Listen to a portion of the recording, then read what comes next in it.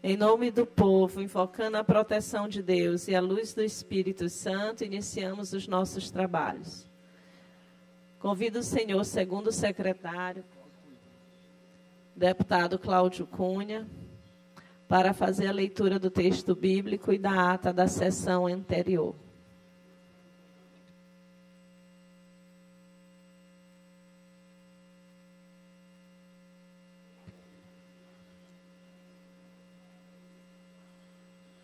A religião que Deus, nosso Pai, aceita como puro e imaculada, esta cuida dos órfãos, das viúvas e das suas dificuldades, que não deixam corromper pelo mundo.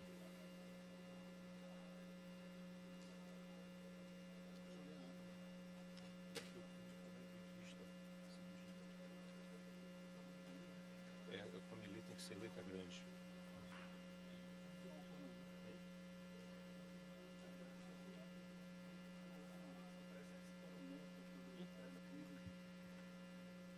Convido o deputado Roberto Costa para vir aqui ajudar na leitura, que o nosso deputado está sem óculos.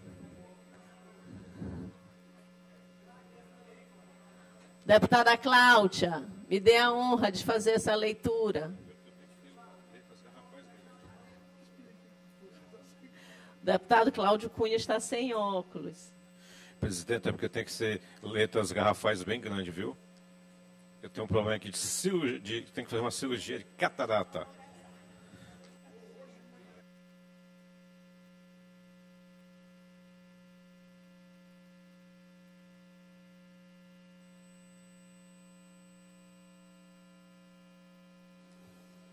A ata da 44ª sessão ordinária da primeira sessão legislativa da 20ª legislatura da Assembleia Legislativa do Maranhão, realizada em 13 de junho de 2023. Presidente em exercício, senhor Rodrigo Lago. Primeiro secretário, senhor deputado Antônio Pereira. Segundo secretário em exercício, senhor deputado Guilherme Paes. Às 9h30,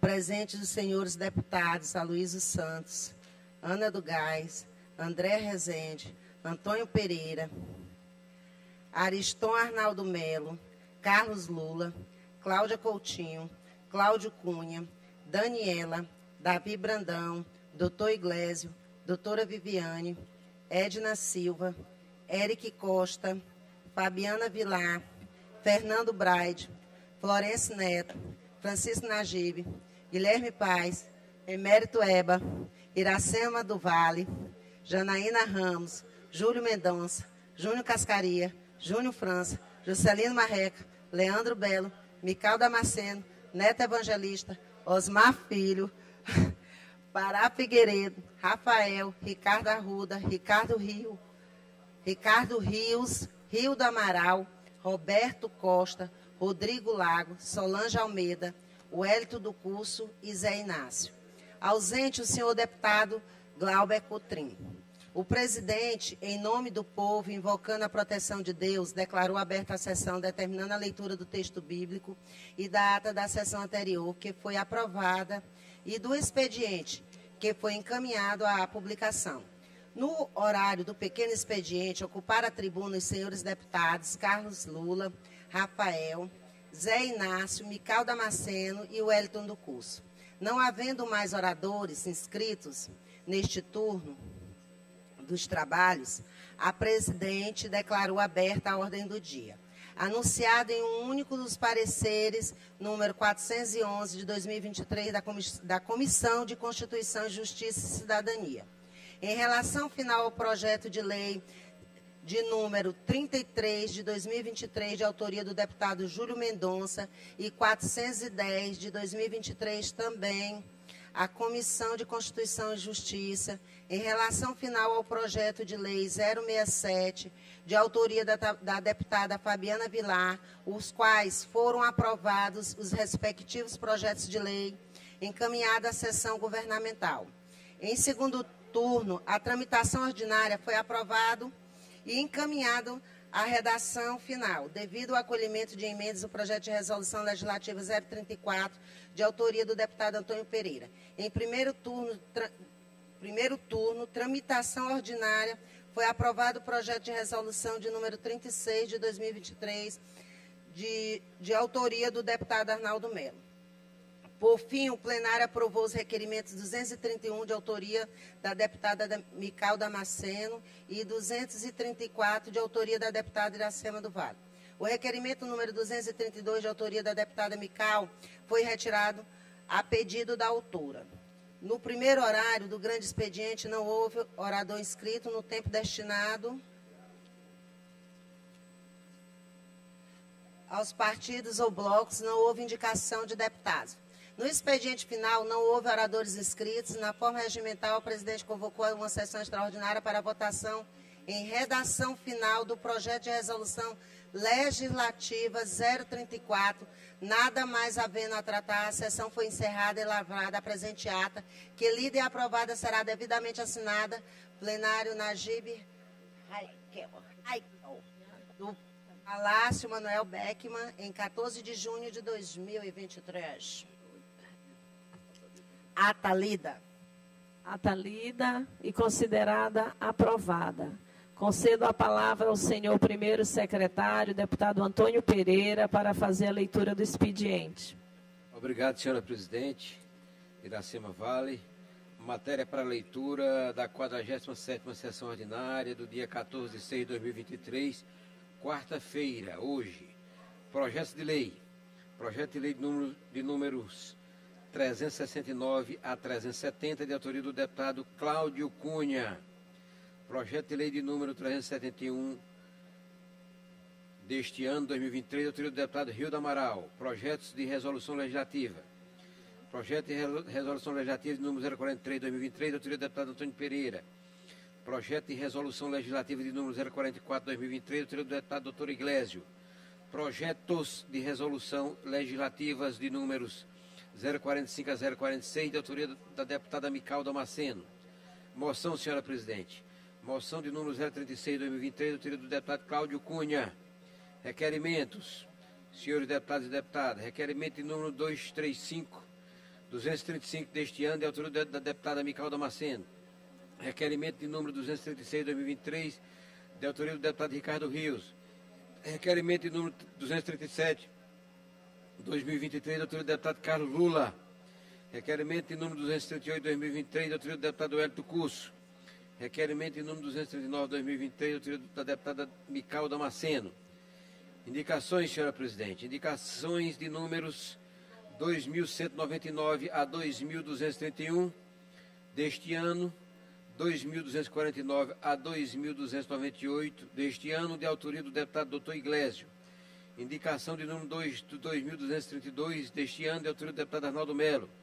Indicação de números 2.233 a 2.238 de 2023, de autoria do deputado Dr. Iglesio. Indicação de número 2.239 a 2023, de autoria do deputado Cláudio Cunha.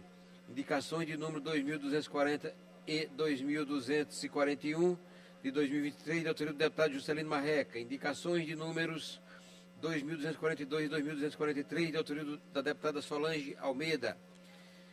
Indicações de números 2.244 a 2.248, de autoria do deputado Cláudio Cunha, deste ano.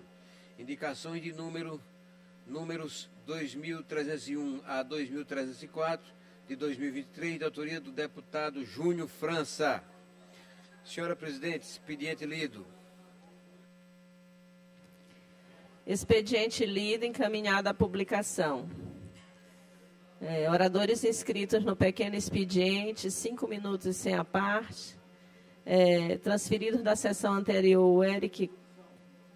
Não. Deputado Davi Brandão. Depois é o Iglesias. Depois é o Eric. Ele se inscreveu aqui, mas não lá.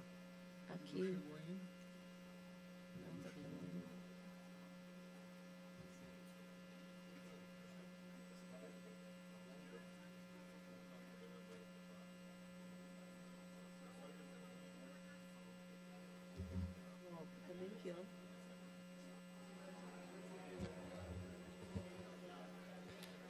Senhora presidente, demais deputados, imprensa, galeria aqui presentes. Senhora presidente, hoje o que me traz essa tribuna é um fato que ocorreu segunda-feira. A nossa tão importante cidade de São Luís Gonzaga do Maranhão completava os seus 169 anos. Cidade de São Luís Gonzaga que eu tenho um carinho, um apreço muito grande, a cidade que me acolheu no tempo que eu precisei, no tempo da minha campanha. Cidade de São Luís Gonzaga que, acima de tudo, é uma cidade que eu tenho respeito, porque tenho grandes amigos naquela cidade, grandes eleitores, cidadãos e cidadãs de bem que trabalham dia após dia para ver sua cidade melhor, se desenvolver e crescer, crianças, jovens. Uma cidade que, acima de tudo, me conquistou e eu estou no coração daquela cidade. Porque, acima de tudo, a gente está falando de 169 anos de história. E falar da história de São Luís Gonzaga é muito simples, porque você vê no seu próprio povo a luta, o sonho, a dedicação, a confiança que aquele povo tem. E fazer parte de um projeto daquela cidade me enche de orgulho, porque eu sei que eu irei trabalhar para continuar na história daquela cidade. São Luís Gonzaga que sempre teve, durante todo esse período, se reinventando. São Luís Gonzaga que sempre teve crescendo. E falar de São Luís Gonzaga, falar da história de São Luís Gonzaga sem citar o nome da Maria José Carvalho, é como se eu não falasse da história por completo. Maria José Carvalho, que é a nossa maior líder política que já existiu na história de São Luís Gonzaga.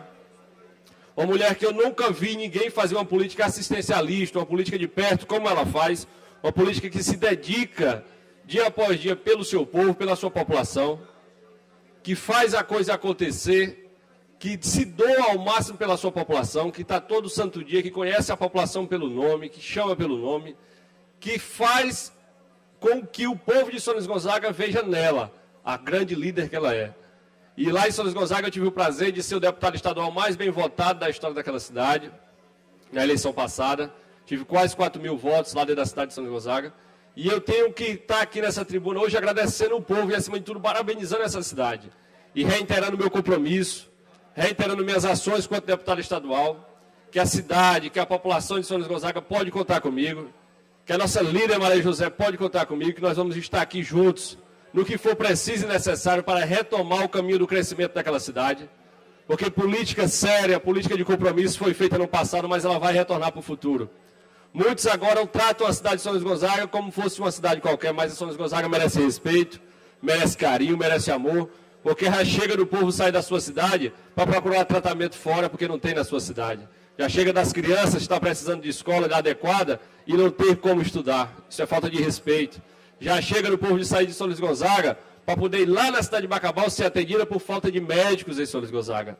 Nós temos que trabalhar e colocar novamente pessoas que têm carinho, que têm respeito e sabem tratar o povo bem. Nessa hora tão importante do aniversário de São Luís Gonzaga, eu deixo aqui meu compromisso novamente com esse povo, com essa população, que é de trabalhar, que é de continuar fazendo essa história e parabenizar por todos os alcances que aquela população, que aquela cidade já alcançou durante todo esse período. São Luís Gonzaga, saiba que vocês têm um carinho, que eu tenho um respeito enorme por vocês. E esse meu mandato vai ser dedicado porque eu estou aqui, porque vocês me colocaram aqui, vocês me deram a oportunidade para estar aqui. Então eu irei trabalhar dia após dia para ver nossa cidade cada vez melhor, cada vez desenvolvida e, acima de tudo, ver os políticos que querem trabalhar novamente no comando daquela cidade, porque eles lá no comando eu sei que a cidade vai estar bem desenvolvida, vai estar crescendo e, acima de tudo, vai estar bem representada. Obrigado.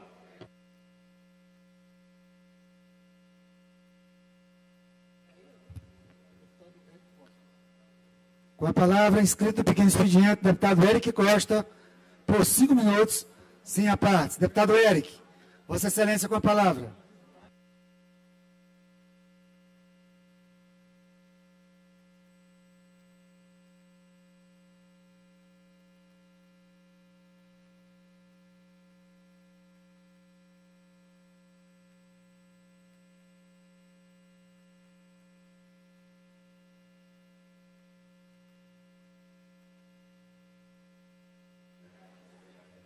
Com a palavra, deputado Eric, por 5 minutos, sem a parte. Senhor presidente, senhores deputados, senhoras, eu venho aqui a esta tribuna para fazer o registro. Primeiro, parabenizar o nosso Estado, parabenizar o Estado do Maranhão, que nós estamos, e sempre que alcançamos boas notas melhoramos os nossos índices, é motivo de registrarmos, de parabenizarmos e de elogiarmos. E nós tivemos acesso esses dias, e a mídia nos informou, um dado muito importante, um dado que indica que a taxa do analfabetismo no Maranhão caiu. E a educação, nós sabemos que é a base. É através da educação, é através da alfabetização que nós daremos oportunidade ao nosso povo sofrido de ter melhora na sua qualidade de vida.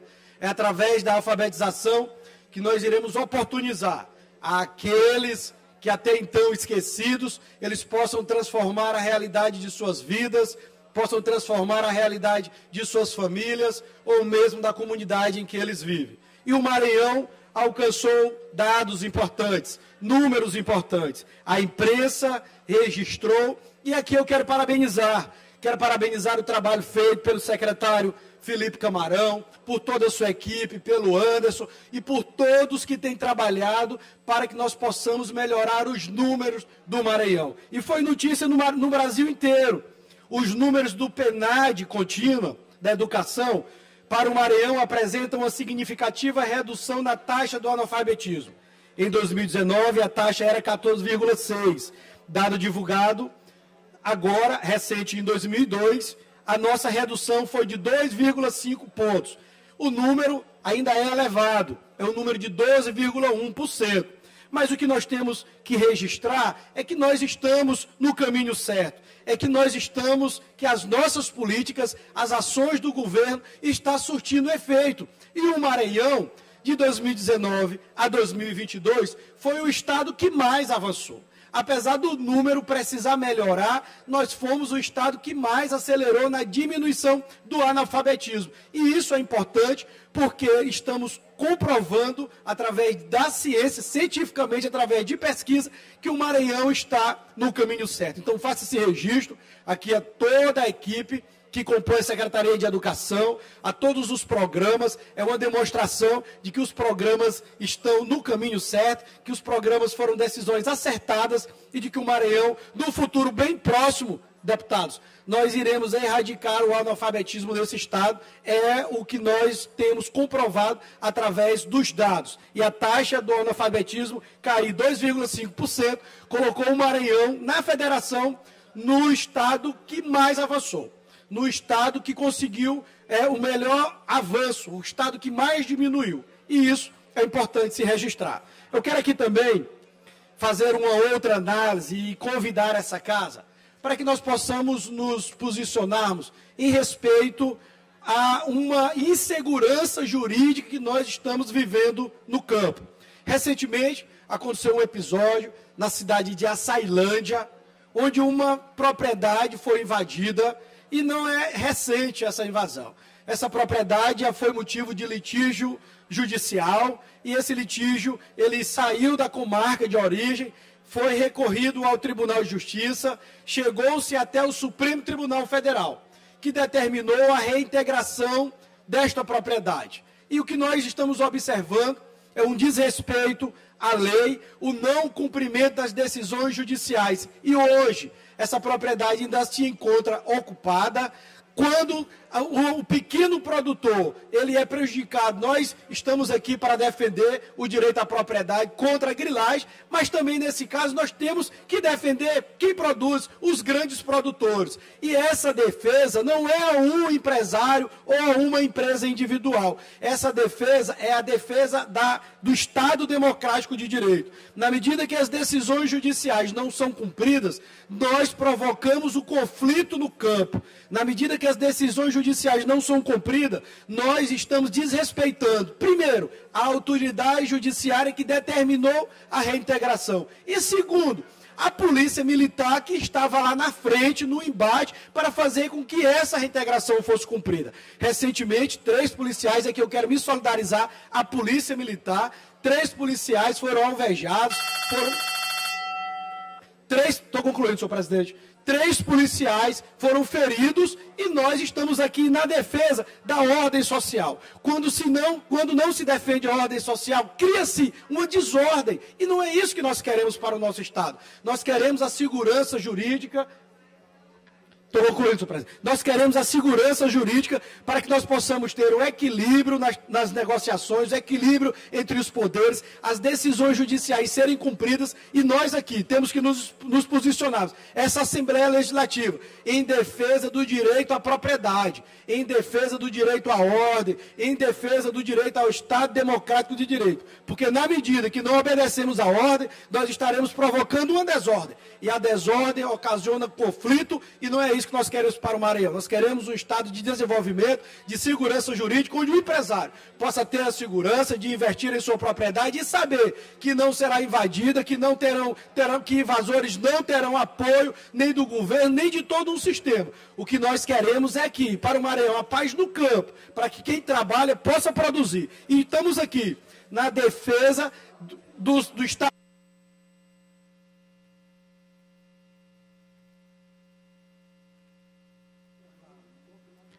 Com a palavra o deputado Najib.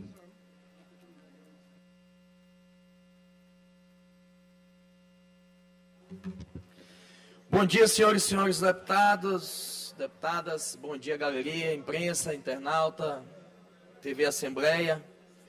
Hoje, o que me traz aqui, senhora presidente, deputada Iracema Vale, é que o Congresso ontem, terça-feira, dia 13, aprovou o programa Minha Casa Minha Vida, criado lá em 2009 pelo nosso presidente Lula, e que hoje é o maior programa habitacional, que foi extinto em 2020 e que agora voltou para dar oportunidade aos brasileiros e aos maranhenses a ter a casa própria. O presidente Lula, com essa volta do programa Minha Casa Minha Vida, está fazendo com que aquelas casas que estavam inacabadas, com obras paralisadas, e novas casas sejam reconstruídas no estado do Maranhão. Nós vamos ter aproximadamente 12 mil casas que serão construídas pelo Ministério das Cidades, do nosso ministro Jaber Filho, que esteve ao Maranhão junto com o governador Carlos Brandão. E isso mostra a força do nosso Estado, isso mostra a força dos nossos amigos políticos, que hoje nós temos com muito orgulho o nosso governador Carlos Brandão, que tem se dedicado, que tem se empenhado junto aos ministros. Ultimamente, o Maranhão tem recebido vários ministros de todas as áreas na intenção de ajudar o nosso Estado. Então, nesse momento, aquelas casas que estavam paralisadas, aquelas casas que estavam abandonadas, serão reformadas, serão reconstruídas e mais novas casas serão entregues. Pois só quem tem o benefício, quem já teve esse benefício, sabe a importância que é o programa Minha Casa Minha Vida do nosso presidente Lula. Destaco a importância também do nosso ministro Flávio Dino nessa articulação, claro, junto com o nosso governador Carlos Brandão, para que o nosso Maranhão possa ter as 12 mil casas. E cabe agora às prefeituras apenas apresentar o terreno adequado, terreno legalizado, para que o governo federal possa construir essas casas. As pessoas que estão interessadas, e eu estou vendo aqui muitas pessoas, muitos municípios e alguns também querendo fazer um tipo de cadastramento individual para que as pessoas façam o seu cadastro. E eu quero dizer que esse cadastro é feito pelo site da Caixa Econômica. Não há necessidade que as pessoas vá em algum outro ambiente público municipal. A Caixa Econômica está com o site aberto, pronto para que as pessoas façam esse cadastro. E o sorteio será feito pela Caixa Econômica. E nós, parlamentares aqui, temos que estar vigilantes, temos que estar vigiando, fiscalizando, para que essa importante obra, que é do governo federal, não seja usado como cunho político para querer se promover em algumas cidades. Nós, parlamentares, vamos ficar vigilantes, porque essa obra é do governo federal, essa obra não pode ter nenhum tipo de direcionamento para escolha das casas. As casas precisam ir para as pessoas que mais precisam, pessoas humildes, pessoas que precisam e que não têm moradia. No mais, quero destacar a importância que está sendo o Arraial, o maior São João do mundo, proporcionado pelo governo do estado. Estive presente, conversei com empreendedores e vi o quanto as pessoas empreendedoras do Carrinho Mais Renda, a cultura, o comércio, o empreendedorismo está sendo aquecido e movimentado ao longo desses dias, dessas festas juninas. Parabenizo o governador Carlos Brandão, feliz do estado do Maranhão, que tem esse governador empreendedor focado para fazer com que as pessoas que não têm emprego, não têm renda, possam aproveitar esses momentos. Assim foi no Grande Carnaval, está sendo no Grande São João, com a Secretaria de Cultura dando um show de gestão, de criatividade, para fazer com que esse nosso São João seja referência e seja o maior do mundo. No mais, desejo uma excelente semana. Quinta-feira, nós já vamos ter o nosso arraial e que venha as festanças. Muito obrigado. Deputada Mical, a senhora é a próxima. A senhora pode ficar, eu vou usar o tempo da senhora, para a senhora ficar mais à vontade com a presidente.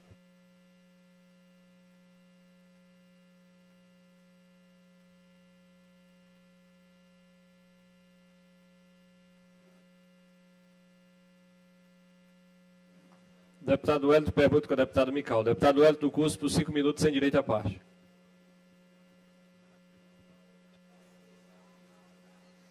Senhor presidente, demais membros da mesa, senhoras e senhores deputados, internautas, telespectadores, acompanham por meio da TV Assembleia, nosso mais cordial bom dia, que Deus seja louvado. Senhor presidente, a cidade de Barreirinha está jogada às traças, um caos. Tivemos várias oportunidades na cidade de Barreirinhas.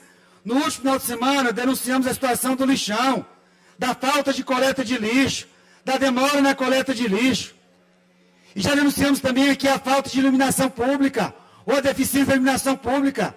E o prefeito já gastou mais de 2 milhões de reais com a iluminação pública. E onde foi para esse dinheiro? Não tem fiscalização. Solicitando a prefeitura, solicitando esclarecimentos, e a Câmara Municipal de Barreirinhas possa fiscalizar. Onde foi para esses quase 2 milhões de reais na iluminação pública? No último final de semana, uma moça foi atropelada na escuridão.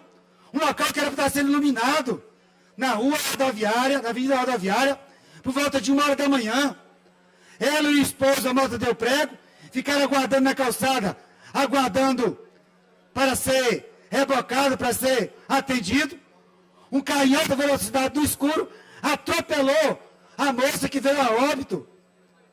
Falta de iluminação pública. E onde foram parar mais de 2 milhões de iluminação pública na cidade de Barreirinhas? Senhoras e senhores, trago aqui novamente uma denúncia sobre o Detran. Mais uma vez esta casa. E eu cobro esclarecimentos da diretoria do Detran e do governo do estado do Maranhão. Estão querendo trocar os examinadores no Detran, desrespeitando um termo de ajustamento de conduta e um TAC que foi firmado com o Ministério Público. Uma ação civil pública que já tramita há bastante tempo. O próprio Detran é a favor da substituição dos examinadores por concursados. E o que está se fazendo? Já estamos cobrando esclarecimentos do governo do estado por meio do Detran. O não cumprimento do TAC com o Ministério Público do Trabalho, criação por meio de concurso do cargo para vistoriador. E esse prejuízo é altíssimo para o cidadão. Enquanto a vistoria cobra-se R$330, em outros estados onde tem a vistoria privada, chega até R$300. E eu chamo aqui a atenção da ação civil pública, que define inclusive, destina inclusive, a criação do concurso público, com 120 vagas. Há 13 anos essa luta contra a terceirização. Já trouxemos aqui vários relatos de fraude, de máfia. O governador Carlos Brandão precisa corrigir isso. Isso não pode mais acontecer. Em alguns estados, onde a vistoria privada chega até R$300, um prejuízo para o bolso do cidadão maranhense. Fraude nas vistorias privadas. Nós estamos vendo aí o caso da CMTT, em São Luís, com a prefeitura de São Luís. Como que o veículo é liberado 1h da madrugada? Com autorização de quem? Com autorização do secretário? Com autorização do prefeito? Então o Detran precisa ter seriedade, precisa ter responsabilidade dos seus atos. E essa vistoria, realizada por empresas privadas de outros estados, nós já constatamos uma grande quantidade de fraudes, de máfias. Os veículos são liberados com vistoria deficiente. Hoje nós temos uma vistoria que não deixa a desejar. Ela precisa ser melhorada, ampliada, aperfeiçoada, mas por meio do concurso público e não das contratações temporárias permanentes, como vem acontecendo. Troca diretor do Detran, troca diretor do Detran, troca diretor do Detran, e a prática continua a mesma. E mais uma vez, eu tenho aqui o número da portaria, senhoras e senhores. Portaria número 532, de 5 de junho de 2023. Estabelece um regulamento administrativo para o credenciamento de pessoas jurídicas de direito privado para a prestação de serviço de vistoria e identificação veicular. Isso é mais um meio de burlar a legislação, mais um meio de burlar a fiscalização, mais um meio de burlar o Ministério Público do Trabalho. Estamos solicitando esclarecimentos por parte do Detran, ao governo do Estado por meio do Detran. O Detran sempre defendeu o concurso público, e por que agora? Agora vão trocar a vistoria, os historiadores, a previsão é de 120 vagas para o concurso. Vou finalizar explicando que nós vamos ter perca de arrecadação para o Estado. Perca de arrecadação para o Estado. Se não orientar o governador ainda, se não abrir os olhos do governador ainda, o professor e o deputado Wellington vai fazer isso. Já estamos cobrando esclarecimentos do Detran com relação a mais esse descuidado, esse descaso, essa falta de atenção com a administração pública por parte do Detran Maranhão. Parabenizo o sindicato, na pessoa do seu Francion, que tem sido muito correto, muito sério, muito competente em defesa dos servidores públicos e em defesa do Detran Maranhão. Agradeço ao deputado Wellington. Convido a deputada Mical, por 5 minutos, sem direito à parte.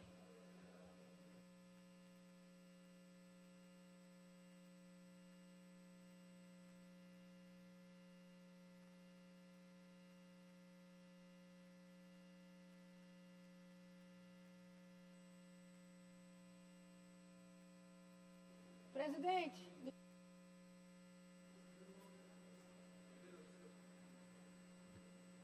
A Deus seja a glória. Senhor presidente, mesa diretora, deputados e deputadas, funcionários da casa, imprensa, povo maranhense, mais uma vez eu subo essa tribuna para esclarecer um fato. Eu recebi umas denúncias de alguns pais ali da cidade de Axixá, e ontem eu falei aqui nessa tribuna que nós íamos averiguar o assunto, que foi sobre a Escola Militar Tiradentes 15. Nós tivemos lá ontem com o diretor, na cidade de Axixá, com o Major Arlen, e aí ele disse para nós, levamos até o nosso projeto não, a nossa lei, porque nós queremos trabalhar agora para divulgar nas escolas estaduais e municipais, porque muitas escolas não têm conhecimento sobre essa lei, e nós levamos em mãos a lei para o diretor. E lá, quando nós chegamos, fomos bem recebidos pelo diretor, por todos os funcionários da escola, e aí eles nos informaram que não é verdade, que lá respeita o credo, que eles não vão que eles não obrigariam jamais os alunos a participarem, aqueles que não queriam participar em festas juninas. Então, eu estou aqui esclarecendo os fatos, dizer que a Escola Militar nos deu a informação que jamais obrigariam qualquer aluno a participar de qualquer movimento que era contrário à sua fé. E eu gostaria também de trazer um dado extremamente triste nesta manhã, sobre a exploração infantil no Brasil. A sexualização e a erotização infantil exacerbada em nosso país, a adultização de crianças fazem com que o Brasil esteja, infelizmente, no topo, no ranking mundial de abuso e exploração sexual infantil. Está no topo, no segundo lugar, perdendo apenas para Tailândia. E segundo os dados do Ministério dos Direitos Humanos e Cidadania, só nos primeiros 4 meses desse ano, a violência sexual infantil cresceu cerca de 70% no Brasil, comparando ao mesmo período de 2022. Quer dizer que no governo Bolsonaro, graças a Deus, o índice estava baixo, mas infelizmente nesse desgoverno Lula aumentou 70% no Brasil. E pasmem, em média, só apenas 10% dos casos são denunciados e notificados às autoridades. E sabe o que mais nos dói nesses dados? A cada 15 minutos, uma criança sofre de violência sexual no Brasil. Em todo o país, 50% dos casos de violência sexual são praticados com criança com 5 anos, de até 5 anos, meus amigos, meus colegas deputados. E em 2020, 60% das vítimas tinham menos de 13 anos. Esses são os dados aí, que muito triste, dizendo ainda que 7 mil crianças que são mortas anualmente no Brasil por essa infâmia. O artigo 227 da nossa Constituição diz que é dever da família, da sociedade, do Estado, assegurar crianças e adolescentes com absoluta prioridade o direito à vida, à saúde, à alimentação, à educação, ao lazer, à cultura, à dignidade, ao respeito, à liberdade e à convivência familiar e comunitária, além de colocá-los a salvo de toda forma de negligência, discriminação, exploração, violência, crueldade e opressão. É obrigação nossa proteger nossas crianças. Grande parte dessa violência ocorre por pessoas, até mesmo familiares. E o maligno, Satanás, hoje tem tentado destruir famílias e atingir os pequeninos de Deus. Nós temos, só mais um minutinho, presidente, nós temos a responsabilidade enquanto sociedade e enquanto poder público de protegê-las. Por isso, eu deixo aqui um alerta aos pais, aos cidadãos, aos nossos irmãos em Cristo, aos senhores deputados, protejamos nossas crianças. Não normalizem o que não é normal. Não permitam adultização infantil. Não exponham nossas crianças ao que elas ainda não são capazes de discernir. Ensine, instrua, seja amigo de seus filhos. Ensine antes que o mundo ensine. Proteja antes que seja tarde demais.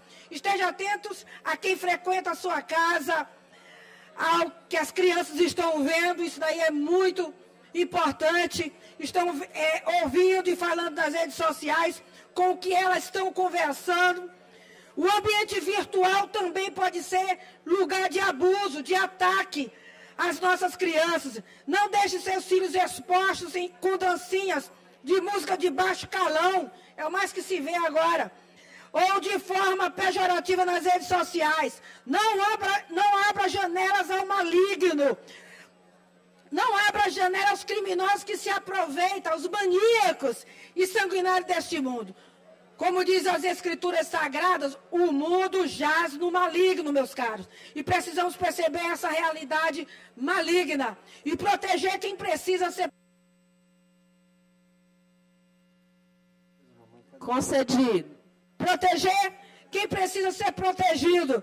Nossas crianças, até pela legislação, são consideradas vulneráveis. A primeira infância precisa ser resguardada e protegida. Eu repito, não normalizem, não aceitem, não seja conivente com o inadmissível, com o absurdo, com o que fere veemente o que a Constituição nos exige.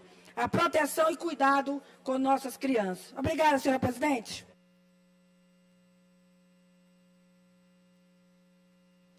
Concedo a fala ao deputado Iglesias. Presidente, só enquanto o deputado Iglesias se desloca à tribuna, para presidente Iracema, só para registrar a presença do prefeito Adailson Machado de Paulo Ramos na galeria. Presença registrada, agradeço a presença e também registrar a presença da vereadora de Passo do Lumiar, Orlete Mafra, também nos prestigiando hoje. Muito obrigada.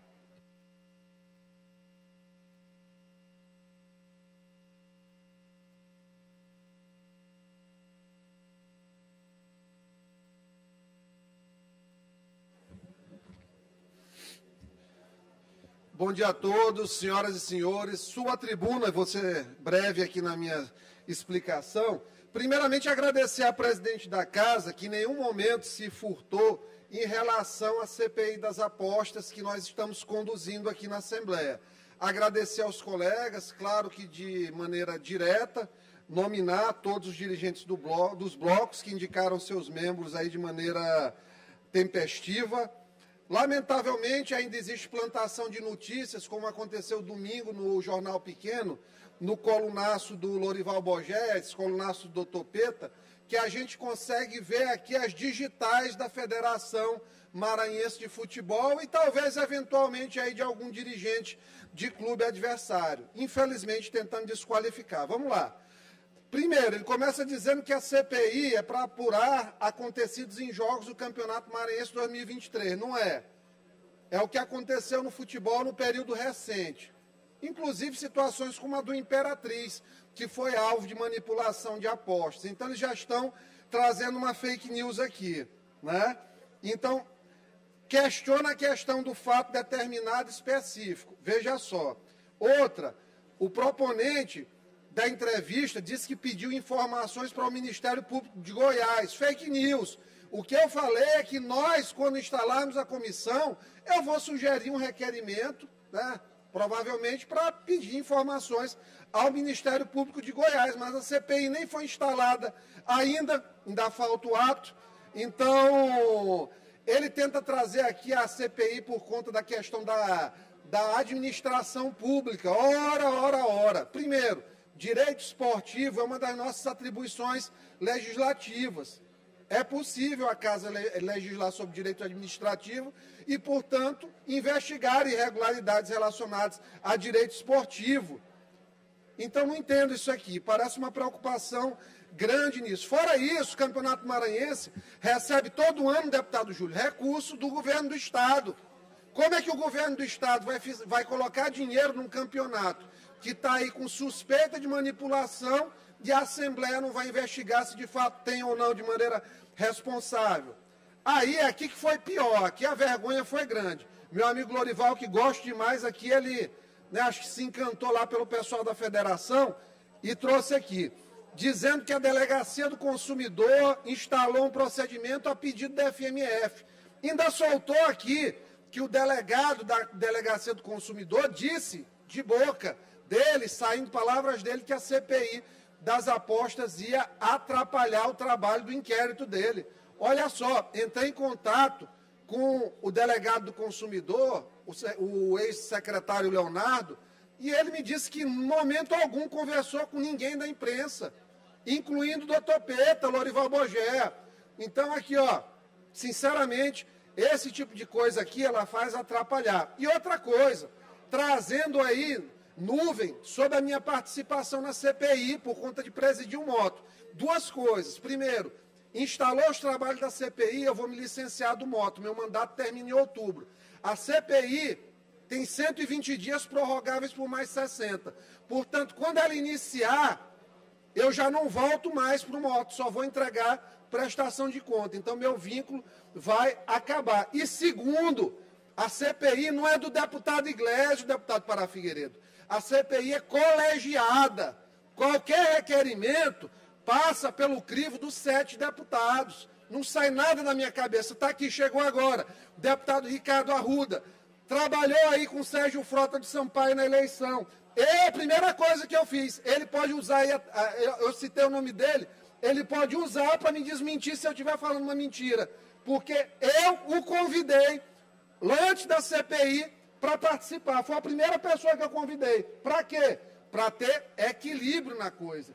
E, lamentavelmente, o pessoal da federação, que eu sei quem é, mas eu não vou dar o gostinho dele me dar um direito de resposta, até porque gosto dele, mas isso aqui não é coisa de homem, trabalhar por isso aqui, porque vai no jornal, fala de uma coisa, fala de um jeito. Aí, por baixo, tenta empurrar no doutor Pedro isso aqui. O que ele diz? Que eu estou contrariado, porque o moto foi vítima da arbitragem na final, porque a gente colocou um pedido para anular o jogo. Claro, legalmente a gente vai fazer isso, a gente sabe, FMF, que não deu em nada, que não dá em nada, porque a gente sabe como vocês funcionam. A gente sabe como a FMF funciona, infelizmente. Então, não tem nada a ver isso, eu não estou contrariado. Agora, eu tenho o direito, claro, de explorar as alternativas legais para expor o que foi esse campeonato maranhense que vocês colocaram, né? Um árbitro excluído da CBF, um árbitro excluído da CBF, que está 2 anos sem apitar, porque é filho do seu Marcelo Filho, torcedor aí do Sampaio Corrêa, doente. Então, são essas palavras. Eu volto aqui para tratar, viu, de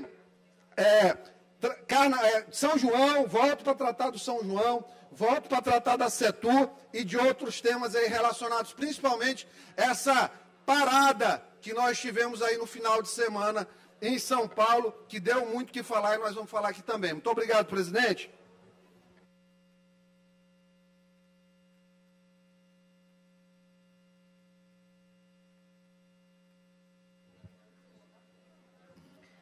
Vamos passar a ordem do dia.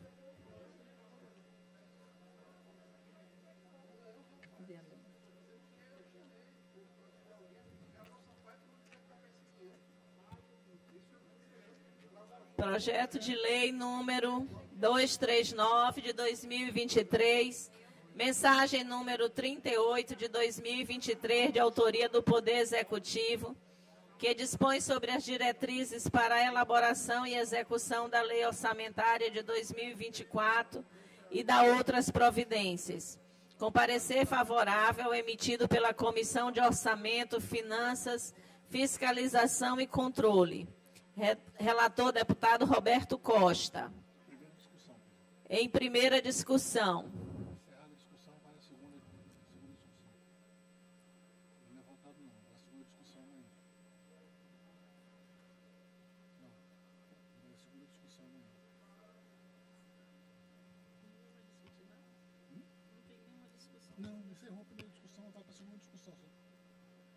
Encerrada a primeira discussão, vai para a segunda discussão na próxima sessão. Projeto de resolução legislativa número 21 de 2023, de autoria do deputado Antônio Pereira. Concede medalha do mérito legislativo Manuel Beckman ao advogado Vandir Bernardino Bezerra Fialho Júnior, com parecer favorável da Comissão de Constituição, Justiça e Cidadania. Relator, deputado Neto Evangelista. Em discussão. Em votação. Os deputados e deputadas que aprovam permaneçam como estão. Projeto aprovado, encaminhado à promulgação. Projeto de resolução legislativa número 24 de 2023, de autoria do deputado Rildo Amaral. Como o deputado Rildo não se encontra, transferir para a próxima sessão, para a pauta da próxima sessão.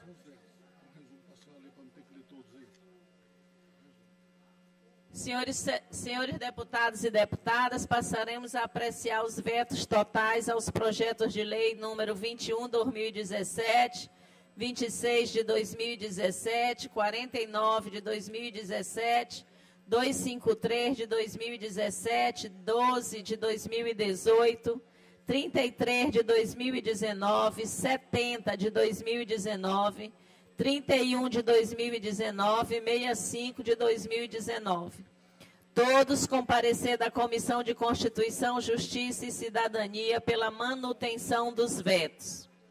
A votação será pelo processo nominal através do painel eletrônico. Solicito que liberem o painel e os deputados e deputadas registrem suas presenças e confirmem seus votos. Esclareço que o voto sim rejeita o veto. O voto não mantém o veto. Como orienta o líder do governo, deputado Rafael? Presidente, bom dia. Só uma dúvida. Os vetos serão votados em blocos? Sim. É só um veto que eu gostaria de me abster. Qual, deputado? O número 7 da pauta. Número 7. 2, 3, 4, 5, 6. Veto de autoria do Poder Executivo, de autoria do deputado Eduardo Braide, dispõe sobre a identidade visual que caracteriza o atendimento prioritário. Esse daqui? Ok.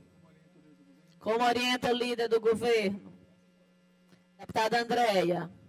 Deputada. Deputada Andréia. Libere o som para a deputada Andréia. Eu também gostaria de votar pela o item 8, projeto de lei 012/2018. 2018, item 8. Sim. Eu também, o sim, abstém. Rejeição do veto, né?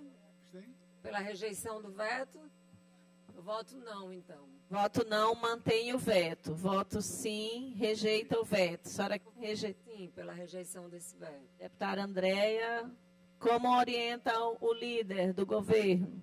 Presidente, deputado Rodrigo Lago. Presidente. Deputado Rodrigo.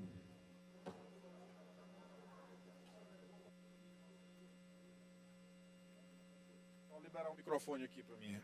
Não, deputado Rodrigo, presidente. Sim. O projeto que o deputado Rodrigo está falando, um veto que, sobre o meu projeto, esse veto, na verdade, já foi votado, já até conversei na mesa, para retirar ele da pauta, porque ele já foi votado outrora, e, inclusive, depois da manutenção desse veto, num acordo, eu reapresentei o projeto, que hoje já é lei, inclusive. Então, ele está sendo retirado. Ok. Presidente, a gente encaminha pela manutenção do veto. Já que Vossa Excelência a gente vai votar em bloco, como a deputada Andréia pediu para que vote, existe o voto dela em contrário naquele veto específico, o deputado Fernando.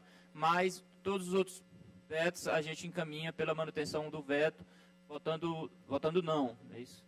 Como orienta o deputado Neto, evangelista.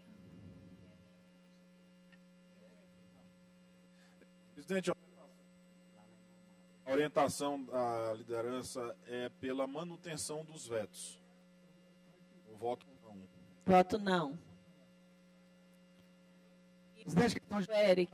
do curso. Eric. Eric. Deputado Eric. Presidente, nós encaminhamos pela manutenção do veto e ratificamos a solicitação do deputado Fernando, fazer o registro em um veto específico. Voto não. Deputado Eliton. Deixa ele falar.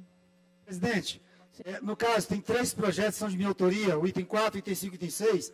como não começou a votação ainda, só está pedindo só orientação dos blocos, eu peço que os 3, que são de minha autoria, que Vossa Excelência pudesse retirar de pauta, por favor. Se houver tempo ainda, só retirar de pauta.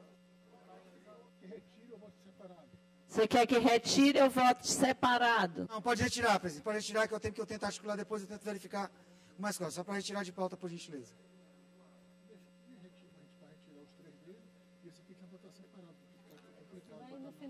Presidente, veja com a orientação de Braulio aí. Veja com a orientação de Braulio, que o Braulio está resmungando aí com a orientação de Braulio aí. Não, na verdade, a gente está conferindo quantos vetos. A gente vai destacar 2, que é a gente vai votar em separado.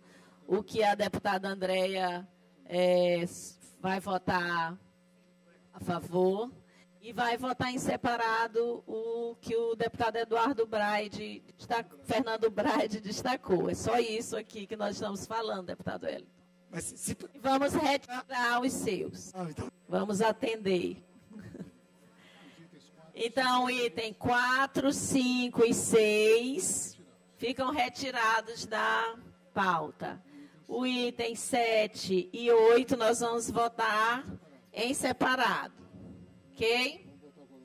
Nós vamos votar o item 9, que é o 033, o item 10, que é o 070, o item 11, que é o 031, o item 12, que é o 081. Pronto. Deputado Rodrigo, ok? Esclarecido. Então, o painel está liberado, podemos votar.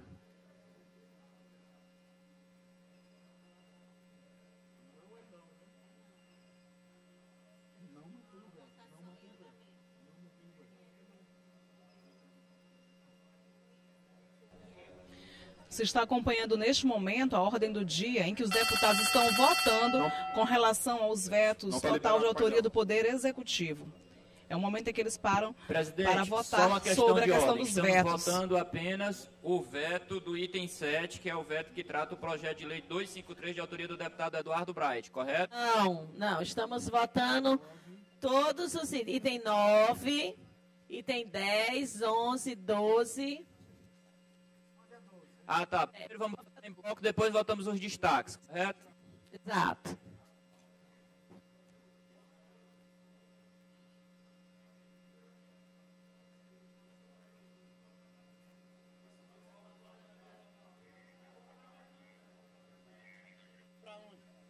Presidente, só queria consignar o voto contrário aí no veto do projeto de minha autoria sobre o ferry-boat.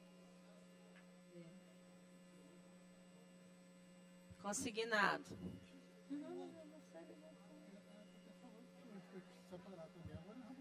Pronto, deixa lá.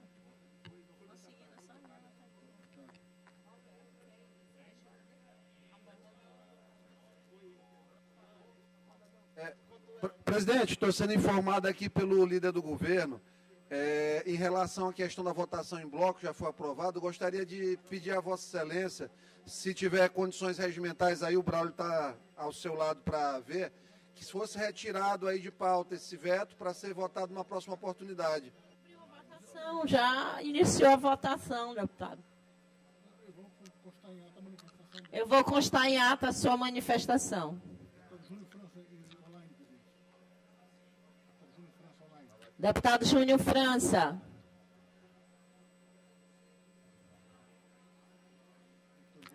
Deputado Júnior França.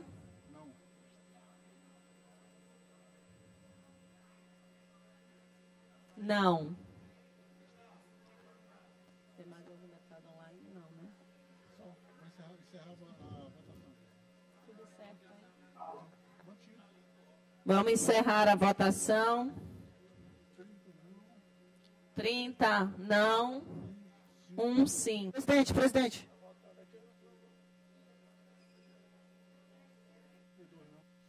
32, não.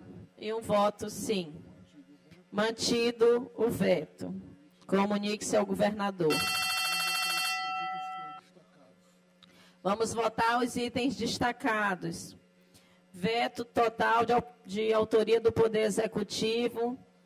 Mensagem número 01 de 2019 é o projeto de lei número 253/2017, de autoria do deputado Eduardo Braide. Dispõe sobre a identidade visual que caracteriza o atendimento prioritário ao idoso. Com parecer número 329/2019, favorável à manutenção do veto, apresentado pela Comissão de Constituição, Justiça e Cidadania, relator deputado Rafael. Como orienta o deputado Rafael? Pela manutenção, senhora presidente. Votando não. Como orienta o deputado Neto? A liderança orienta pela manutenção do veto, votando não. Deputado Eric. Pela manutenção do veto, senhora presidente. Votando não.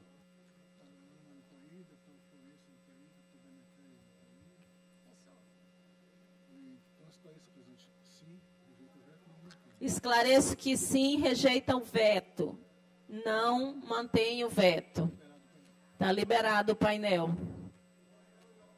Deputado Florencio, olha, eu lhe procurei aqui, está no cantinho aí na cadeira do Zé Inácio. Presidente, eu pude acompanhar o baile dos seus olhos aí, não me avistou aqui no cantinho do plenário. Viu aí? Gostei, meu deputado. Pela manutenção do veto, voto não, presidente.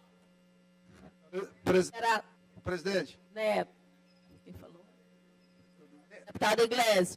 Eu posso discutir rapidamente esse veto aqui, tendo em vista que ainda não iniciou a votação. Iniciamos a votação. Liberei o painel. A coleta dos votos. Está liberado o painel. E aí? Pode, presidente? Está liberado o painel, já está em votação, deputado. Ah, meu Deus.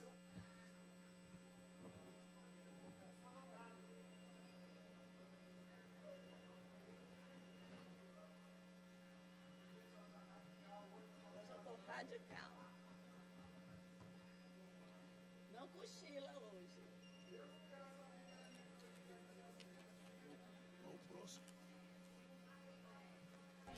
Vocês estão acompanhando a ordem do dia, em que o momento em que os deputados estão votando com relação aos vetos de autoria do Poder Executivo. É o momento em que eles param para votar com relação a esses vetos, sobre diversas temáticas, vetos totais de autoria do Poder Executivo. Há projetos de lei, é claro, de deputados Júnior estaduais. França. Como vota o deputado Júnior França, que está online. Deputado Júnior.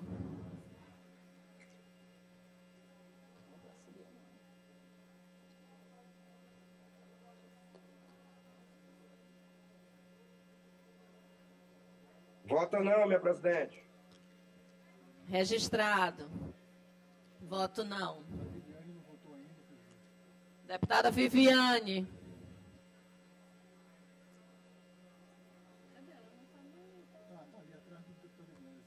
Deputada Viviane.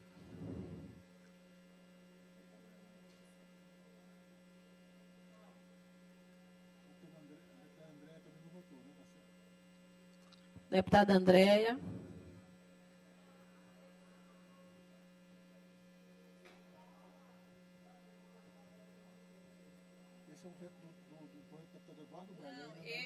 Esse é o veto ao projeto de autoria do deputado Eduardo Braide.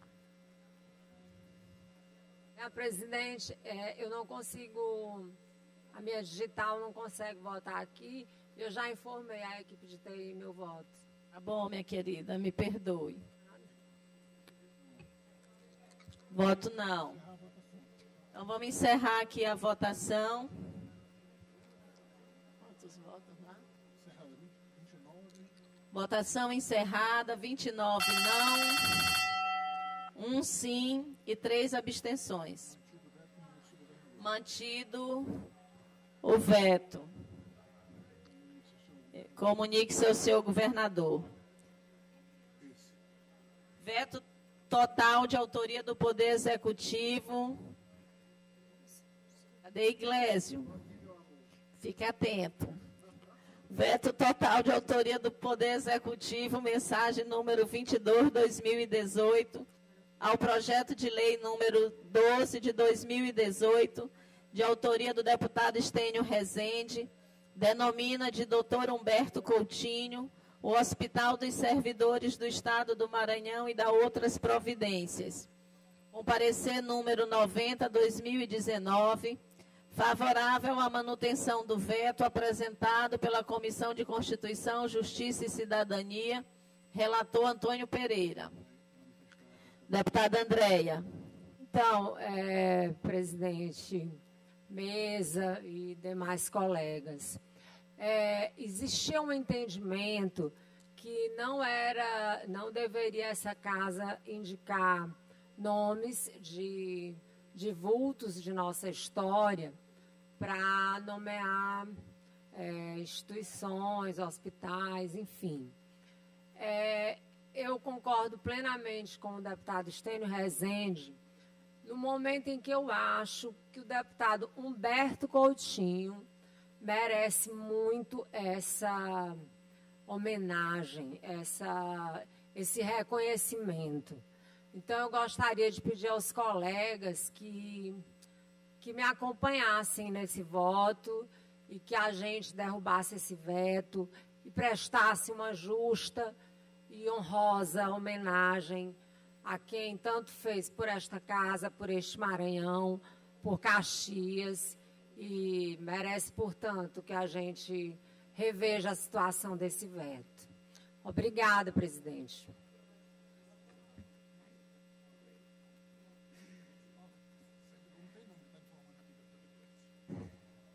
Como recomenda o líder do governo. Presidente Iracema, esse debate que nos traz aqui hoje, ele de fato, ele ocorreu durante os últimos anos, nas duas legislaturas que estivemos aqui presentes.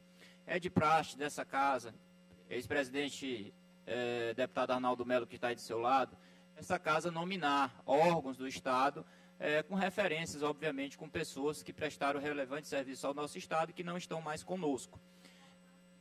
E, inclusive, essa casa foi aprovada, o nome do deputado Humberto Coutinho, e aqui eu quero destacar, nem precisa destacar o grande trabalho do deputado Humberto, mas nós, deputados, temos que também ter aqui o entendimento com relação a esse tipo de propositura, deputado Hélio, a esse tipo de propositura, pois aqui esse tema nos é muito caro, e o governador Flávio Dino, né, o governo anterior, tinha um entendimento claro de que isso era uma interferência da organização administrativa do Estado.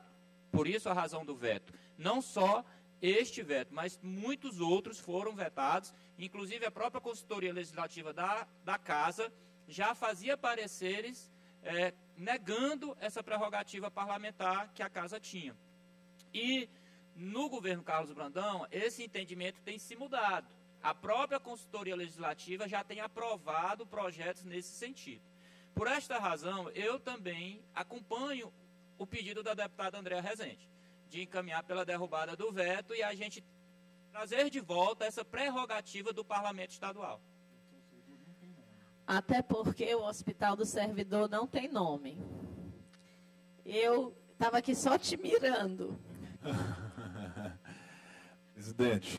Eu como vota, como recomenda...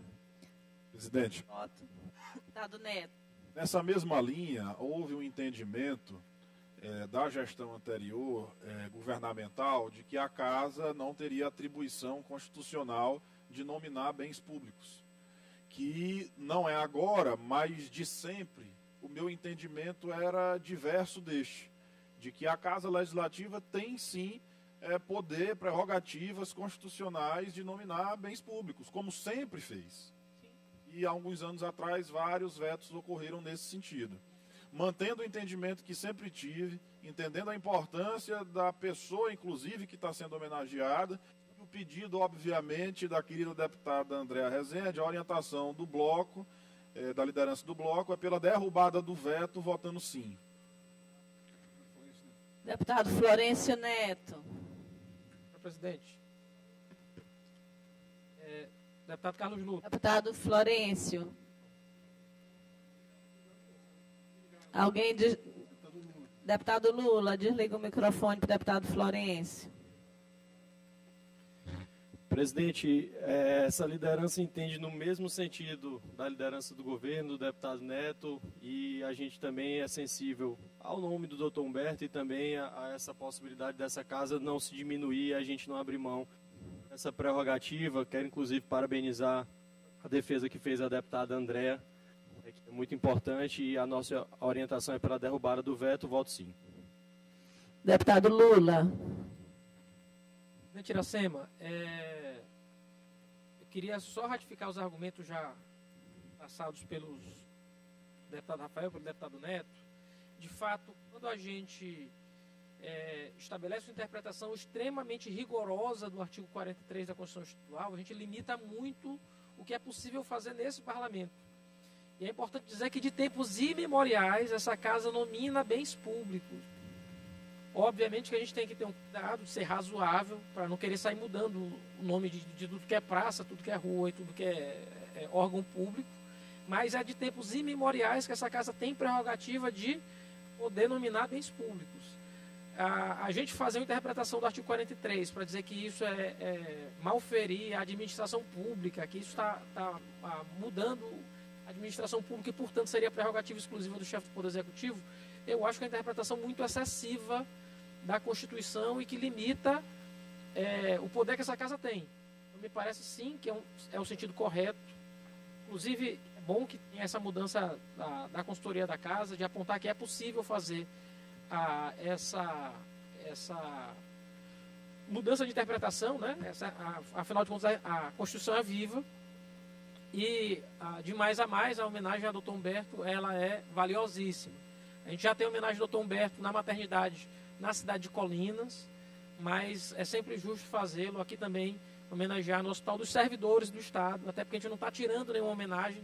Eu tenho uma restrição pessoal a retirar homenagens que já foram feitas, mas no caso do Hospital dos Servidores é apenas o Hospital dos Servidores do Estado do Maranhão. Então, quero, na verdade, parabenizar a deputada Andréa por ter puxado nesse momento. Presidente, pronto. Deputado Eric.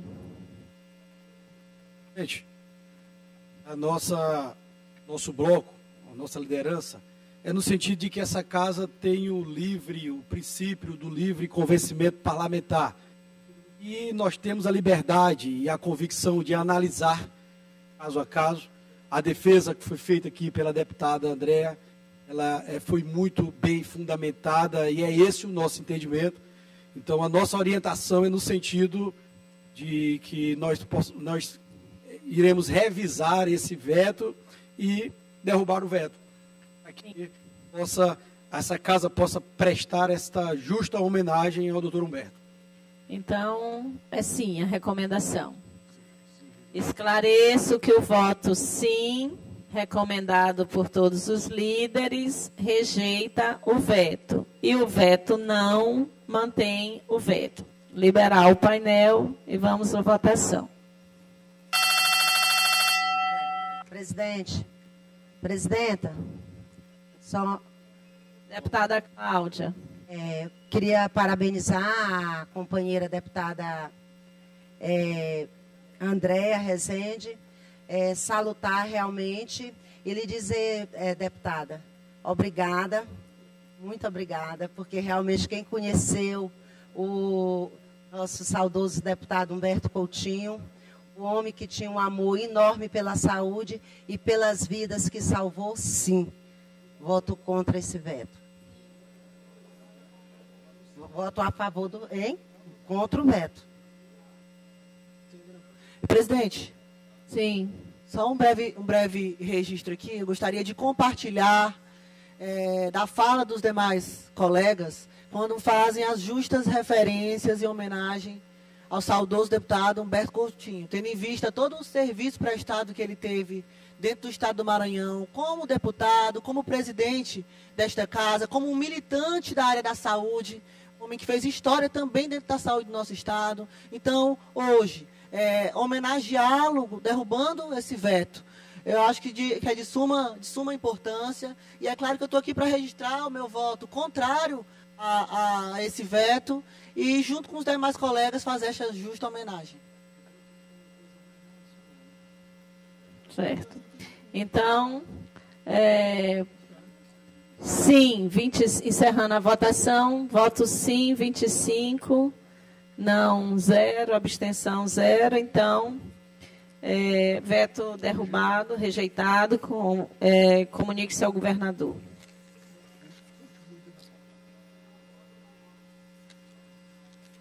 Feliz, né, deputada Andréia? Eu também. Vamos lá.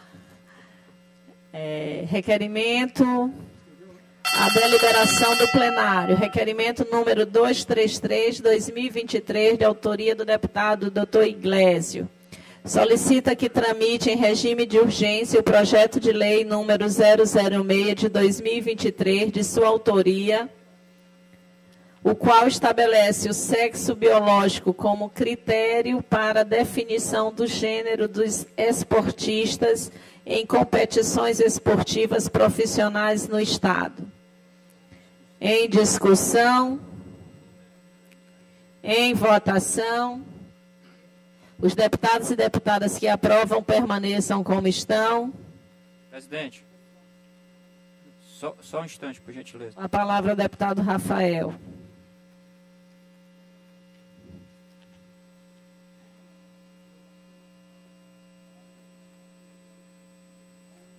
É uma tramitação de urgência do deputado Iglesio.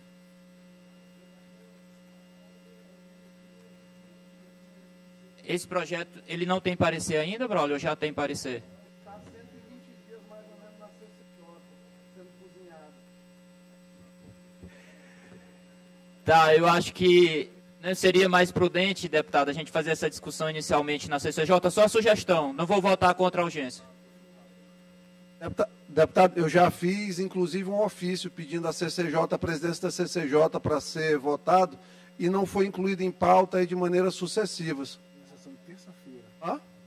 Votação do projeto. O deputado Iglesio Sim. Na sessão de terça, reunião CCJ de segunda. Na pauta da CCJ de segunda-feira, presidente, só para informar.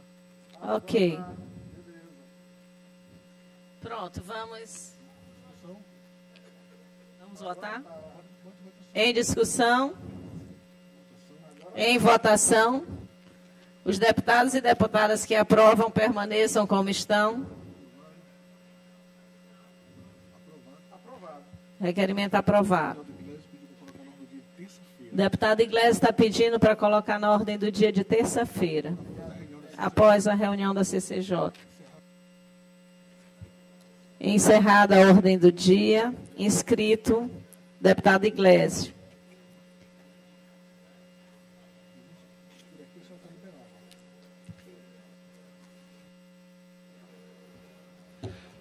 Presidente, fico feliz por termos aprovado o requerimento de urgência.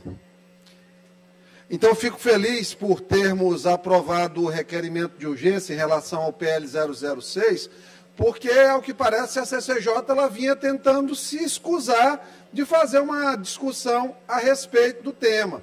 Encaminhei ofícios para a CCJ, não foram respondidos. E agora fico feliz em saber que vai ser incluído, após esse nosso requerimento de urgência, dentro do âmbito da comissão, que é o fórum adequado de discussão inicial, regimentalmente. Nós queremos um projeto bem discutido. Nós não queremos trazer aqui para o plenário confusão. Agora, infelizmente, a gente tenta, a gente pede, a gente reforça, e as coisas são levadas aí no banho-maria. A gente entende aí até os motivos de alguém aí para fazer isso, mas não concordamos. Acho que a gente não deve se furtar de enfrentar os problemas. Se o projeto tiver de passar, ele vai passar. Se ele tiver de ser reprovado, ele vai ser reprovado. Eu vou recorrer ao plenário, vou discutir o projeto e o plenário soberano vai decidir nos termos regimentais. Então, eu acho que isso aí tem que ser uma coisa que deve servir, inclusive, de exemplo para os próximos projetos. E pedir também, porque os meus projetos, mais de 50% deles, já estouraram o prazo regimental. E na segunda-feira, por exemplo, teve uma reunião da CCJ só com 16 projetos. Já chegou até 38, 40. Então tem coisa lá para votar e o galo está sendo cozinhado, infelizmente, lá dentro. É só uma amostra, de fato, que existe realmente perseguição, inclusive por membros do PSB, a minha pessoa, o meu mandato, lamentavelmente. E aí, como a pessoa não tem a hombridade de se levantar contra isso, fica sempre a gente chovendo no molhado aqui. Eu entendo, eu sei que tem o comando do capitão injustão lá em cima para tentar prejudicar nossas ações, tem o outro lá, o secretário dele, que executa as maldades, o executor de maldades lá também, né, que às vezes quem está aqui não se governa, né, infelizmente não tem a tutela plena do seu mandato, mas é assim mesmo, eu perdoo, meu coração, viu, é cheio de perdão para perdoar essas perseguições veladas, travestidas de abraços e sorrisos e tapinha nas costas. Mas vamos lá. Em relação à CPI do futebol, voltando aqui para falar mais um pouquinho dela, precisa ficar claro que nós vamos começar essa CPI no segundo semestre, logo na primeira semana. Foi feito esse entendimento, por quê? Porque nós demoramos um pouco além do que a gente imaginou para executar os passos da CPI, para definir os membros, conversar, falar com os colegas como seria a perspectiva e convencer todos. E não adianta a gente iniciar agora, na segunda quinzena de junho, e interromper aí por 15, 20, 25, 30 dias no meio, porque ela tem um prazo determinado e a gente quer entregar um relatório nos 120 dias. Só vamos, eventualmente, aí pedir uma prorrogação, se for necessário, de fato, para trazer fatos e investigações que colaborem aí com o que a gente quer, que é trazer a credibilidade de volta ao futebol. Se engana quem pensa que eu vou subir à tribuna para defender qualquer coisa que não seja a credibilidade do futebol. Hoje o empresariado não quer investir porque é bandidagem no futebol. Olha o deputado Ricardo Arruda, para o senhor ter noção. Ontem eu tive uma decisão positiva da Justiça de uma penhora de R$400 mil que o ex-presidente do Moto, o que é que o cara fez? Ele saiu do Moto no final de julho.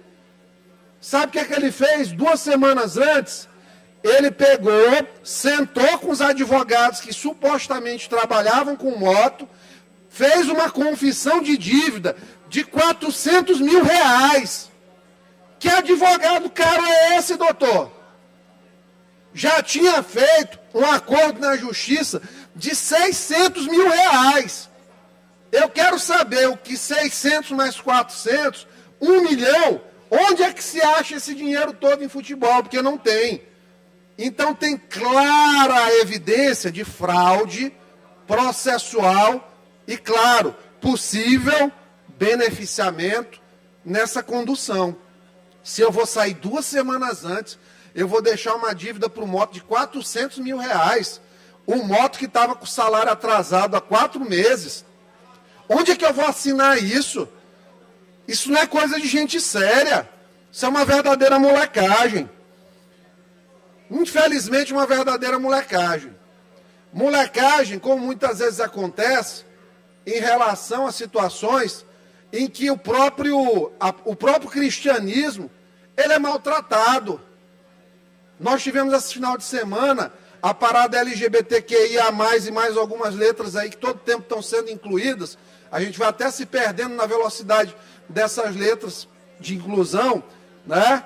E, infelizmente, a gente tem aí situações como o bloco de criança trans colocada na parada. Criança partilhando de um momento que não é um momento de criança. Nós não estamos ali numa parada que celebre algum evento que seja favorável à infância. Colocar a criança no meio da parada, onde a gente sabe que tem, como qualquer lugar, vai ter pessoas de bem dentro da parada e vai ter pessoas que não são de bem. E isso precisa ficar claro, porque muitas vezes essa militância LGBT, ela quer impor tudo na base aqui, descer na garganta. E ninguém pode falar nada, porque senão está disseminando ódio contra a comunidade. Ódio. Ódio só dissemina de um coração que tem. O meu não tem. Agora, não esperem de mim achar que ter crianças numa parada com bandeiras dizendo que crianças trans existem, e ter apoio social nisso, e a gente achar que isso é normal. Não é. Quando a gente pega dados, eu vou falar em cima de dados, não é o que eu acho, não. Não é em cima de conceito, preconceito, nada disso. 6% das crianças, deputado Neto, e de todas as pessoas que vão para processo de transição de sexo, eles entram em detransição. O que é isso? Tentar voltar ao sexo anterior. Por quê? Arrependimento. A gente sabe, o cérebro humano é o maquinário mais complexo que existe na face da Terra. É o cérebro humano. Ele está sujeito a oscilações de humor, período de depressão, angústia, felicidade, tristeza extrema. E a criança, principalmente nesse mundo que cobra dela tanto conformidade, que cobra tanto dela ser igual aos outros, participar dos novos assuntos, das novas pautas, muitas vezes isso traz profundos desequilíbrios emocionais. E aí vem me dizer que uma criança que ainda está maturando o cérebro matura até a adolescência, início da idade adulta. Nós temos maturação cerebral até 24, 25 anos de idade. Imagina uma criança, você colocar na cabeça que a criança já é trans. O cérebro ainda nem maturou. E você começar um processo violento, ditatorial, que isso não é imposição de pai, não. Isso não é apenas vontade da criança. A criança não sabe que existe tratamento com hormônio, com testosterona, com estrógeno, para fazer modificação no corpo, nada disso. A criança é induzida a fazer isso. Eu tenho filhos. Eu sei o que eles recebem de fora e o que sai de casa. Essa questão em relação a sexo biológico, mudança de sexo, isso não é para a cabeça de uma criança de 6 anos de idade. E aí chega movimento, a gente vai dizer, eu fiz, por exemplo, uma postagem repudiando esse bloco Crianças Trans Existem, e aí vai lá, você odeia LGBT. Ô rapaz, eu não odeio nem meu inimigo, a gente tem que amar os nossos inimigos, imagina quem não me faz mal algum. Agora, opinião, eu tenho direito, deputado, de dizer que eu não quero minha criança submetida a uma influência para fazer transição de sexo, porque ela está ainda numa fase de desenvolvimento da cabeça dela, da emoção, das emoções, da psique. Onde é que já se viu uma coisa dessa? Então, fica aqui o repúdio, porque a gente não pode se submeter a esse tipo de ditadura. Veja só como são as coisas, para vocês verem. Como é a agenda da esquerda, como é uma agenda de livrinho. O ministro da Justiça, tudo ele comenta. Tudo. Chegou o sol. Ah, não, o sol aqui ele está à esquerda, praticamente. Só falta dizer isso aí, de maneira superlativa. Tudo tem comentário. Bloco trans de criança na parada gay, parada LGBT, ele não comenta. Comentou o show, até a roupa do cantor do Pink Floyd, ex-Pink Floyd, do Roger Waters, ele queria fazer comentário a respeito, dizer que ia prender Roger Waters no Brasil. Por que que ele não prende esse pessoal que colocou criança em meio à parada gay, onde tem erotização também, não apenas, mas tem? Por quê que ele não colocou para apurar a existência desse bloco, onde tem violações claras ao ECA, Estatuto da Criança e do Adolescente? Não é ministro da Justiça? Tem que colocar a visão dele, a opinião dele sobre isso, mas só temos o quê? Silêncio. Porque é assim, é incoerente, está a serviço de uma agenda. A jornalista que apanhou do Maduro, lá do segurança, cadê? Cadê? Cadê alguma investigação? Engavetaram. Agora está lá na CPI, ele, o secretário executivo, o Gonçalves Dias, estão todos se escondendo. Botaram lá a Elisiane, que só faz o que ele quer, infelizmente, hoje, se transformou nisso aí, porque era uma pessoa que tinha voz ativa, altiva. Hoje, infelizmente, ela está aí manipulada por ele. Espero que ela dê provas aí de que não é isso que eu estou falando. Viu? E falo isso respeitosamente, viu, senadora? Para depois não dizerem aí que a gente está com violência política, esse papinho aí de violência política contra a mulher. Sentou na cadeira para presidir uma bronca dessa, tem que estar preparada para ouvir a crítica. Tem que estar preparada. Então, seguindo aqui. Então, o Flávio Dino, ele é bom para comentar até o Pink Floyd, quando vem para o Brasil, o Roger Waters, que ia prender por causa do traje nazista. Aí, coloca menino, criança trans existem, rodeado de LGBT, que vai, claro, da postura urbana, normal, sem problema algum, contra pessoas que aí estão em processo de erotização perto das crianças. E aí, silêncio, porque ele é assim. Você é assim, né, Flávio Dino? Você só fala do que convém, do que está na tua agendinha aqui de dominação. Só é crime o que interessa para colocar os adversários. Só o pessoal do Bolsonaro, que não estava mais nem no governo, está sendo convocado pela CPI, porque você não tem coragem.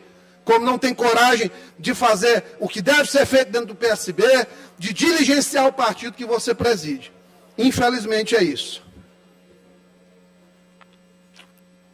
Pegando aqui uma pausa, deputado Fernando, nosso momento agora aqui, né?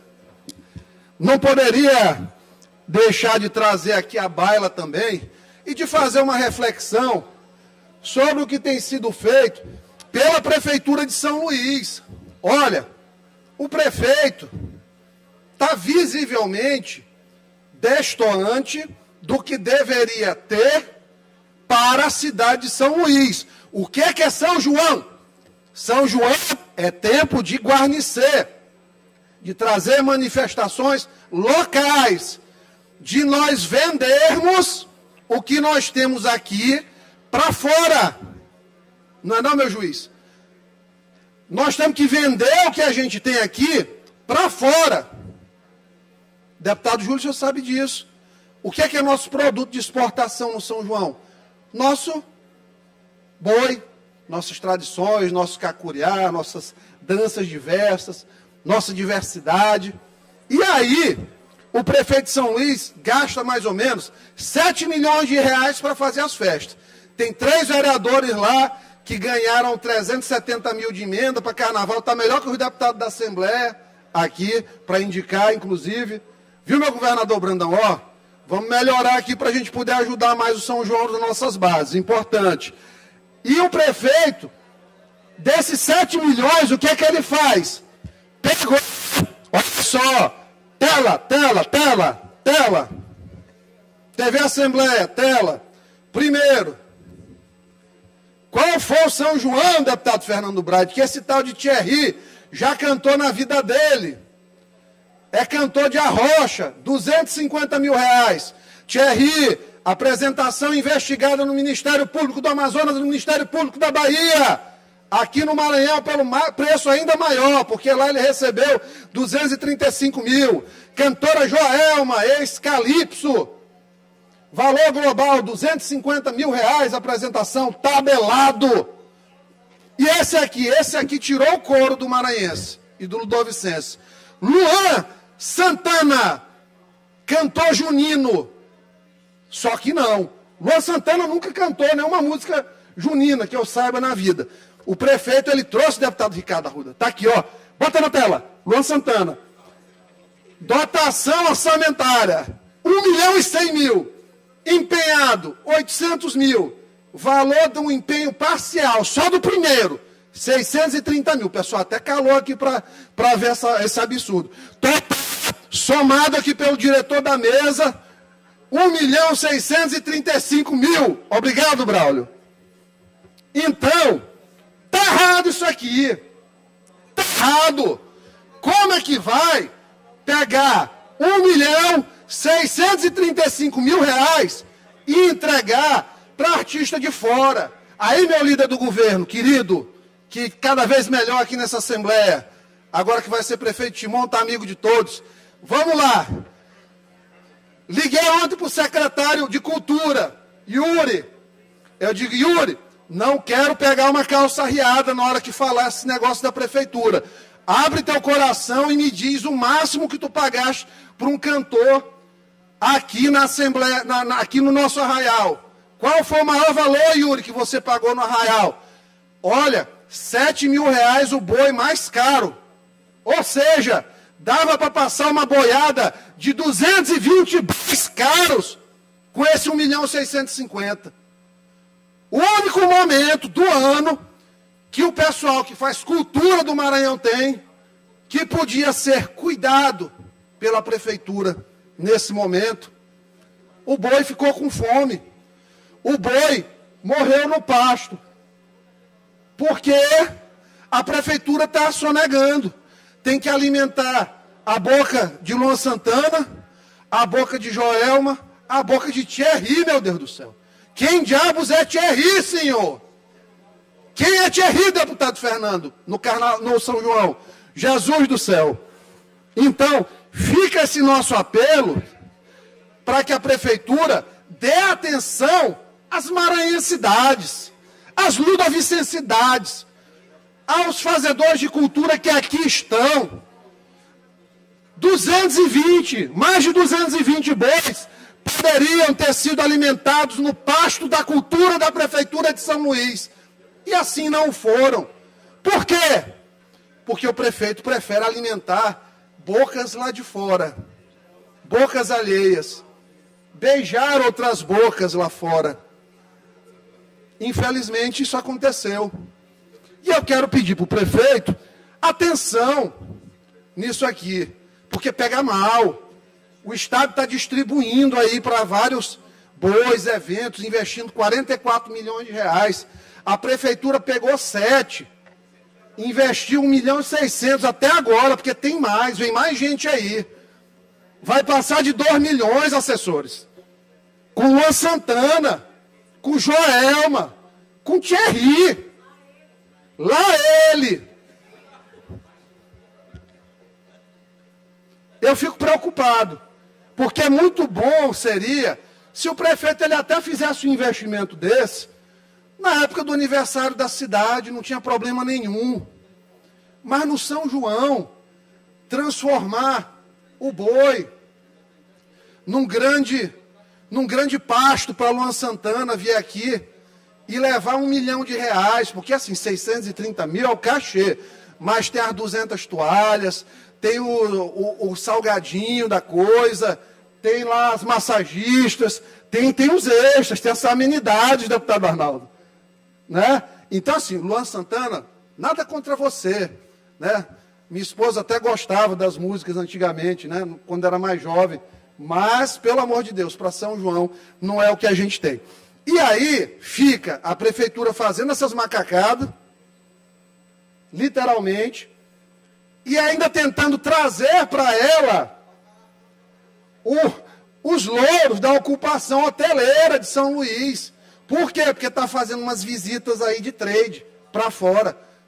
Não é isso que garante. O que garante é o que tem sido feito das pessoas de fora virem no São João do Maranhão desde o ano passado e voltarem com uma imagem positiva. Barreirinhas, belezas naturais cada vez mais belas, apesar da cidade ser uma porcaria. Por quê? Caiu na desgraça de um governo comunista, coitado da cidade. Mas vai se libertar, eu tenho certeza. Porque até o comunismo passa, graças a Deus. Então, fica para nós aqui essa reflexão. A prefeitura está surfando numa onda em que o governo do estado está trabalhando estruturalmente bem mais. Aí eles botam uns estandes fora e aí aumentou a ocupação hoteleira 69%. Está muito aquém ainda. Cidade como São Paulo, período desse aí normal, está com 70, 75, no período alta temporada acima de 85. Então, temos muito ainda a fazer e não vai ser descaracterizando o nosso São João, trazendo Luan Santana, Joelma, Thierry, quem quer que seja, esses cantores que não casam com o período que a gente vai conseguir difundir nossa cultura e ter o impacto esperado no turismo, tá certo? Quero agradecer a todos aí pela paciência. Vou declinar aí desses 8 minutos que me restam, meu presidente eterno, Arnaldo Melo, dizer que o senhor realmente fica muito bem também nesta cadeira, como a presidente Iracema, né, e que é sempre bom tê-lo por aqui. Muito obrigado.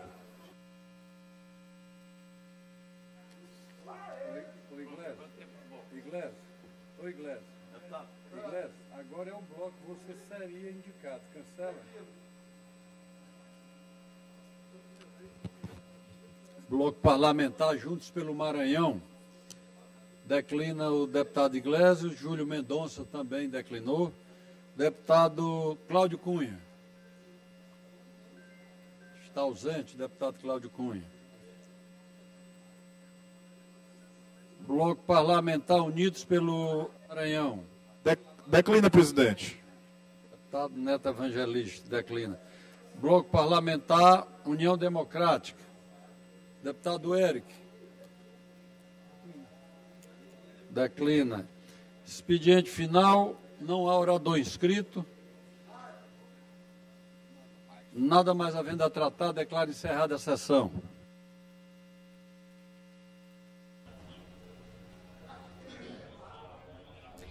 Aí encerrou agora há pouco a sessão plenária desta quarta-feira. Amanhã, 9h30 da manhã, teremos novamente sessão plenária e você, como cidadão, pode acompanhar com total transparência a realização dos trabalhos dos parlamentares aqui pela TV Assembleia e também pelas nossas redes sociais. Uma ótima manhã para você. Tchau.